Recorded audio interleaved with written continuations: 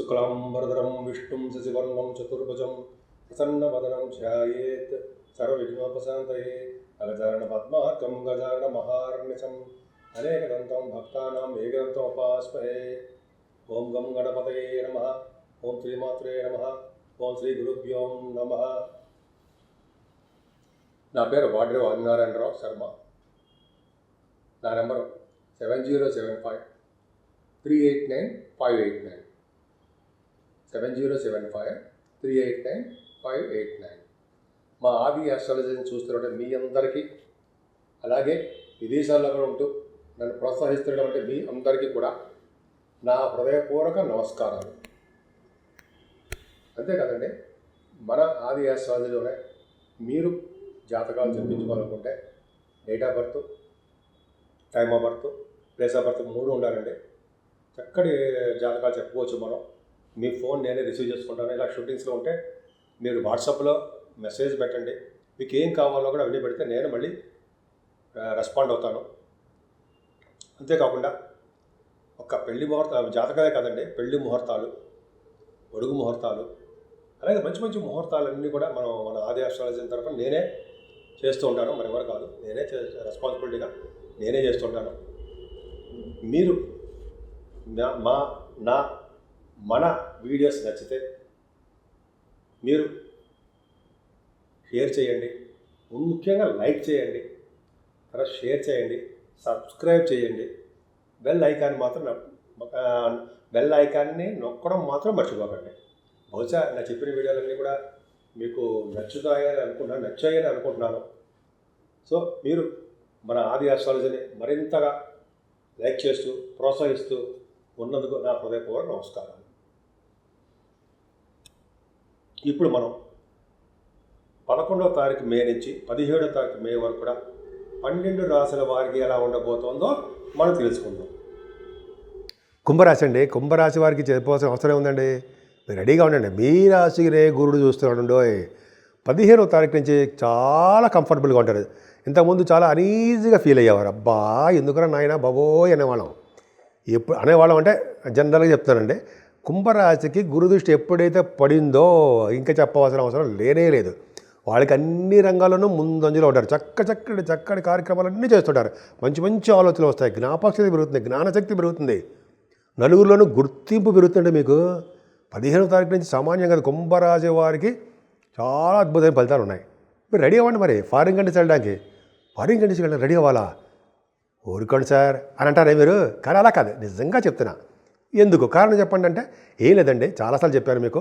మీ రాష్ట్రాధిపతి 12వ ఇంటి వాడు అవ్వడం వలన ద్వితీయ భావంలో ఉన్నాడు. అది మాత్రం మర్చిపోకూడదు.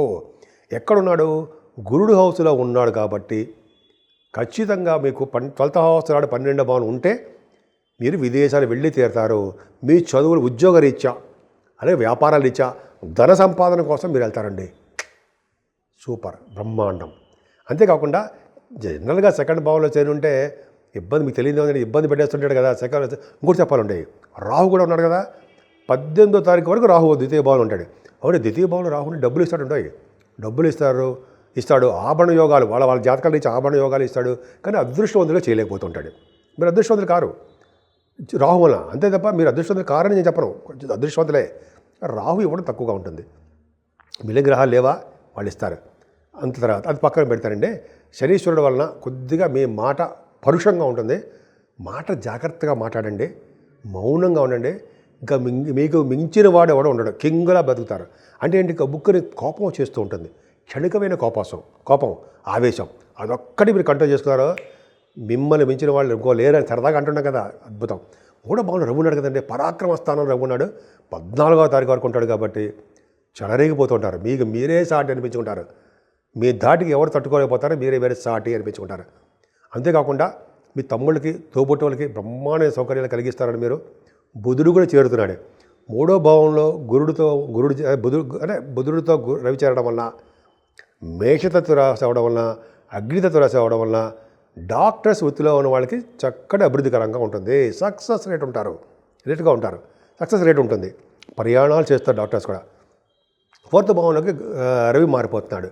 సప్తమాధిపతి 4వ భావంలో. ఇదో కారణం అండి బాబు ఫారిన్ కంట్రీస్ వెళ్ళడానికి. ఇదో కారణం. సప్తమాధిపతి 4th భావంలో ఉన్నాడు రవి. అంటే 15వ తారీఖు తప్పదు మీకు, ఎట్టి పరిస్థితి ఇలా చూసుకున్నా అక్కడ అయ్యా మీరు బట్టలు సర్దుకోండి తమరు వెళ్ళండి సార్ అని నమస్కారం పెట్టి పంపించాలి. అంటే చదువు రీత్యా, ఉద్యోగాల రీత్యా, మీ పర్సనల్ పనుల రీత్యా, షూటింగ్ల రీత్యా మీరు వెళ్ళి తీరుతారండి. అంటే అందరూ వెళ్ళిపోతామా? నేను వెళ్తానండి, అవకాశాలు నాకు ఉన్నాయి. సరే, అది ఏం చెప్పేది ఏంటంటే అందరూ వెళ్తారా వెళ్ళరా అంటే అర్థం ఏంటంటే జనరల్గా వాళ్ళ జాతకాల రీత్యా రాహుతో కనెక్ట్ అయిపోయినాడు శని, డెఫినెట్గా వెళ్తారు. అలా రాహు కనెక్షన్ కూడా ఉండాలండి. ఎందుకంటే ఇంత విడమరి చెప్పాలంటే శాస్త్ర నాలెడ్జ్ ఉండాలి, పెద్ద గొప్ప కాదు. కానీ ఇలా ఉండవని చెప్పడం అనేది కొంత అర్థమైతే చెప్తున్నాను అనమాట, మీకు అర్థమవుతుంది. అంత అన్నిటికంటే విషయం ఏంటంటే పంచమ స్థానంలో గురుడు, ఈయన ఒక్కడ చాలండి మనకి కుంభరాశి వారికి. పంచమ స్థానంలో గురుడు అండి. పంచమ స్థానంలో ఉండి మీ రాశికి గురు దృష్టి పెట్టాడంటే అసలు మీరు మనుషులా? సామాన్య మనుషులు కాదు, అసంఖ్యమైన సామాన్యులు అంటారు సార్. అంత అద్భుతం. ఎందుకని పొగడ్డం ఏంటి ఎందుకంటే సార్, పంచమ స్థానంలో గురుడు ఉన్నాడంటే, ద్వితీయాధిపతి పంచమ స్థానం ఉన్నాడంటే మీ పుత్రుల ద్వారా దాని సంపాదన కలుగుతుంది, మీ పుత్రికల ద్వారా దాని సంపాదన ఉంటుంది. వాళ్ళకి డెవలప్మెంట్స్ ఖచ్చితంగా ఉండి తీరుతుంది. మీ అబ్బాయిలు ఎటువంటి పొజిషన్లో ఇబ్బందికరంగా ఉన్నా వాళ్ళు సక్సెస్ అవుతారు. కోర్టు రిలేటెడ్ కానీ, లా రిలేటెడ్ కానీ సంబంధించిన విషయాల్లోనూ, పెళ్ళిళ్ళు కావట్లేదనో, ఉద్యోగాలు రావట్లేదే ఉన్నా కూడా మీ సంతానానికి, మగ సంతానానికి, ఆడ సంతానానికి కూడా చెప్తానండి. గురుడు మెయిన్ కారకుడు కాబట్టి మగ సంతానానికి కూడా అద్భుతమైన ఫలితాలు ఉంటాయి. మీకు పుత్ర సంతానం యోగం కలగడానికి అవకాశాలు ఎక్కువ. ఇలా చెప్పుకుంటూ లేకపోతే చాలా బ్రహ్మాండంగా చెప్పొచ్చండి. ఇంకా చెప్పండి, గురుడు పంచమ స్థానంలో ఉండడం వల్ల పొలిటికల్ రంగంలో ఉన్న వాళ్ళకి పదవులు వస్తాయండి, అది ఖచ్చితం. గాయత్రి మంత్ర సిద్ధి, ఎదుటి వాళ్ళని పోషించే శక్తి, చక్కటి భోజన వసతులు, చెప్పుకుంటూ లేకపోతే అద్భుతం కదండి.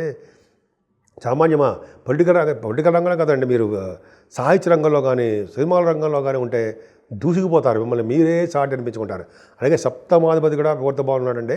సప్తమాధిపతి అంటే భార్య గారి, భర్త గారి స్థానాధిపతి రవి 4th భావంలో ఉండడం వల్ల కంఫర్టబుల్నెస్సే. కాకపోతే అంటే మీకు విదేశ పర్యటన జరగడానికి ఒక అవకాశం రవి కూడా ఇస్తున్నాడు అని చెప్పచ్చు.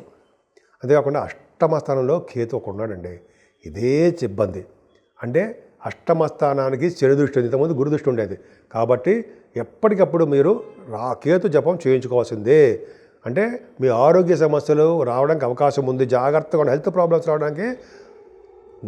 ఈ మన మే 19 నుంచి అవకాశం ఉన్నాయండి. సంవత్సరాల పాటు శని చూస్తున్నాడు, క్లియర్గా శని చూస్తున్నాడు. కాబట్టి జాగ్రత్తగా అష్టమ స్థానాన్ని బాగా పట్టాలి మనం అంటే జనరల్గా చెప్తానండి, అంటే పూజ చేసుకోవడం చేస్తూనే ఉండాలి. సో దానివల్ల మంచి యోగం కలుగుతుంది. భాగ్యస్థానం చూస్తున్నాడంటే గురుడు, భాగ్యస్థానం కూడా మనం ఏం చెప్పాము, కోర్టు సంబంధించిన వ్యవహారం అంటే లా సంబంధించిన విషయాల్లో కూడా గెలవడానికి, మంచి వార్తలు రావడానికి 9th భావం కూడా చూస్తాము అని శాస్త్రం చెప్తోంది. గురుదృష్టి పర్ఫెక్ట్గా ఉంది 9th భావానికి, బ్రహ్మాండంగా సక్సెస్ అవుతారు. అలాగే విదేశ పర్యటన చేస్తారు, చదువుల నుంచి విదేశాలు వెళ్తారు. గురువుగారి పీఠాధిపతులతో కలిసి మీరు తీర్థయాత్ర చేస్తారు. నైమిసారణ్యం అని, కాశీ క్షేత్రదర్శనాలని, గంగా స్నానాలని. విపరీతంగా బాగా ఇంక నుంచి 1 సంవత్సరం పాటు నిరవధికంగా మీరు ప్రయాణాలు చేయడానికి అవకాశం ఉంది. ప్రయాణాల్లో మీకు అనారోగ్య సమస్యలు రావడము, హెల్త్ ప్రాబ్లమ్స్, ఇష్యూస్ రావడానికి అవకాశం ఉంది. ఏమైనా 10th హౌస్ ప్రొఫెషనల్గా బాగుంటుందండి. కొద్దిగా సాఫ్ట్వేర్ రంగ ఉద్యోగస్తులకి అంత మాత్రంగా ఉంటుంది, అంత అద్భుతంగా మాత్రమే కాదు. కానీ చంద్రుడు 11వ భావం ఉండడం వల్ల, గురుదృష్టి ఉండడం వల్ల, గజకేసర యోగం ఏర్పడడం వల్ల ధనయోగం బాగా ఉంటుంది, వ్యాపారంలో అభివృద్ధి ఉంటుంది. ఉద్యోగంగానే వ్యాపారం మిన్న అంటే చూరా 9th హౌస్కి 10 లాభస్థానానికి గురుదృష్టి ఉండడం వల్ల లాభాలు అధికంగా ఉంటాయండి. పైగా 16-17 తారీఖుల్లో మరింత డబ్బులు రావడానికి మీకు అవకాశం ఉంది. మీరు జాగ్రత్త చేయబడవలసింది ఏంటయ్యా అంటే మీ ఆరోగ్యమే. పదే చెప్తాను, ఎందుకంటే శనీశ్వరుడు అష్టమం కూడా చెప్పాలండి. శనీశ్వరుడు అష్టమ స్థానం చూస్తారండి, ఆయుర్దాయాన్ని ఇస్తాడు, చంపాడు. ఆయుర్దాయాన్ని మాత్రం బ్రహ్మాండంగా ఇస్తాడు. కానీ అనారోగ్య సమస్యలు సృష్టించడానికి కేతు ఉన్నాడు కదా, జాగ్రత్తగా ఉండాలి. పైగా కాలసర్పదోషంలో ఇప్పుడు ప్లానెటరీ పొజిషన్స్ అని ఉన్నాయి, ఎక్సెప్ట్ చంద్రుడు తప్ప. అదొకటి.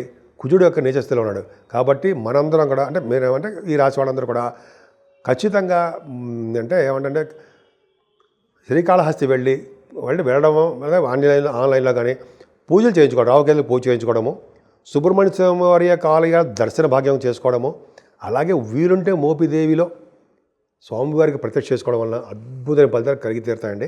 అది పక్క పెడితే ఈ నెల 12వ తారీఖుని పౌర్ణమి వస్తుంది.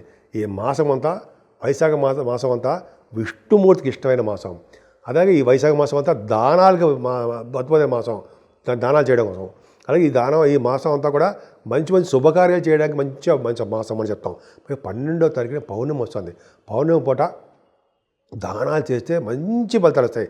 అందులోనూ చిన్న కుండలో ఉదక దానం అంటారు, మంచినీళ్ళు దానం ఒక సద్బ్రాహ్మడికి, వేద పండితుడికి దక్షిణతో సహా దానం చేయాలండి. అప్పుడు శుభఫలితాలు బ్రహ్మాండంగా ఉంటాయి.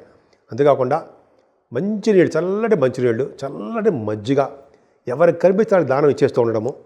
చలివేంద్రాలు ఎక్కడ పడితే అక్కడ స్థాపించి ప్రజలకి మంచినీళ్ళు లోటు లేకుండా మనం కాపాడేయడం. ఎవరికి పడితే వాళ్ళు మంచి చేసేయడం.